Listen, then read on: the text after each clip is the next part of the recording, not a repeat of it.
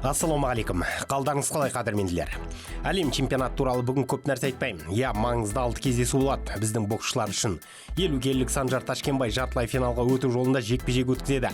Қарсыласы индиялық Манденгбам болады. Бұл кездесу Санжар үшін турнирдегі екіншісін.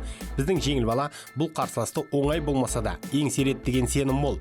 Өз салмағының бас фавориттерінің бірі медальдар аймағына өте алмаса, жастығына қарамастан оның позициясы да күрделі қаралымға түсетін болады.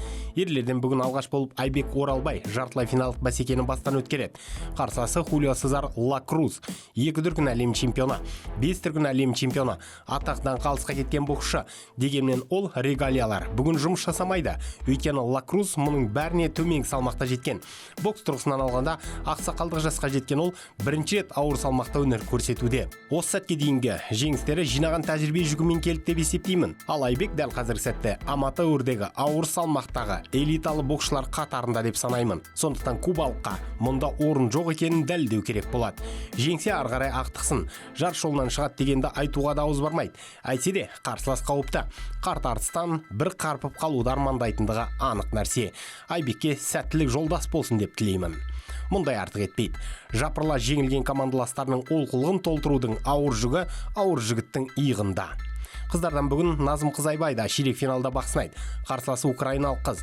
Ал Виктория Графеева, Елдана Талипова, Аида Абикеевалар ақтық сынға өту үшін жұмыс жасайды.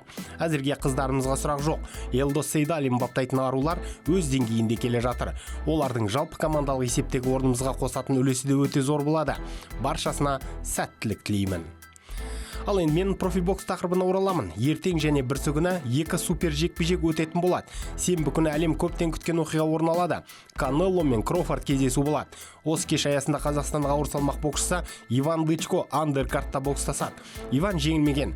Десе де оның мансабында мықты қарсылас әлі болып көрмеген. Ал бұл жолғы оппоненті Джермейн Франклин кіші аса қауіпті боксшы. Ол 25 жекпе-жек өткізді, екеуінде ғана ұтылған. 15 нокауты бар. Біздің боксшы ерте картта бокстасады. Дычкоға алдағы жекпе-жекте сәттілік тілейміз. Ал Канело Кроуфорд сынына келер болсақ, мен әзірге бұл не екенін түсінбеймін. Шоу ма, қойылым ба, шынайы бокс па? Алдын ала сценарий бар ма бұл жерде? Оны біз біле алмаймыз.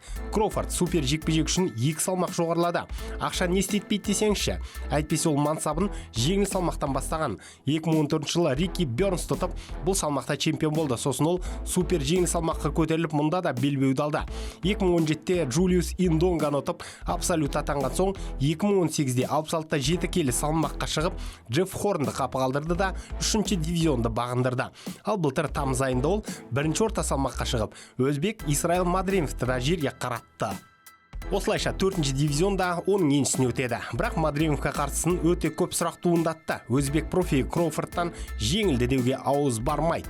Дегенмен жеңіс оған берілген соң, арты әңгімеге ұласпай жабылды. Ал Канело да бірқатар дивизионда мойындатып келген жауынгер.